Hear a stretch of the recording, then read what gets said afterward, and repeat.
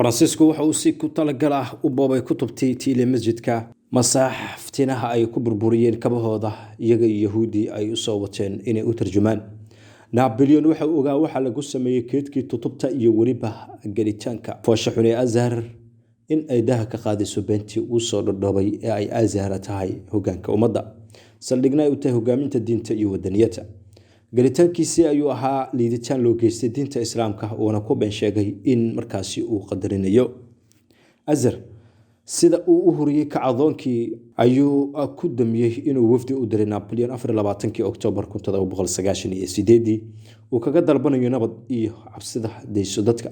Napoleon waxa uu isku daray balanqaad iyo meermeeris kana dalbaday in ay u keenaan dadkii ka dambeeyay kicinta dadka balse cidna laguma fiiqina waliba waxay ka dalbadeen inuu ciidanka ka saaro masjidka. Gumaysigu waxa uu maxkamadeeyay tiro kamid ah culimadii isagoo u arka inay ahaayeen hoggaanka iyo waliba iska cabinta kacdoonka waxaana kamid ah Sheekh Ismaaciil Baraawi, Abdul Wahhab Shabrawi, Yusuf Musaylixi, Suleymaan Josqi.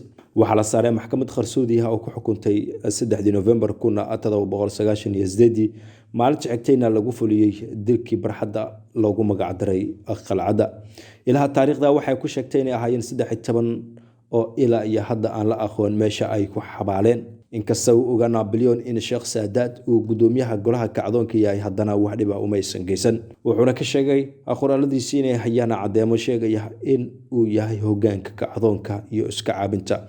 haddana waan iska dhaafnay sababtoo ah waxa ka dhalanaya dalkiisa ayaa ka daran maxaa yeelay waxa uu leeyahay maqaam sare dalkana waxa ay u arkaan inuu yahay shahiid. taana waxay qasbi kartaa qoraalkiisa ku yiri in dadweynuhu dhan ay u qaataan in waxaynu sameynayno ay tahay mid si toos uga soo horjeeda fidinta diinta islaamka. islaamnimo nacab intaba inaga ma aha laakiin waxa kacdoonka abuuraya ayaa ah qalalaaso haddii ay sidaas ku sii socdaan ayuuna raaciyay hadalkiisii.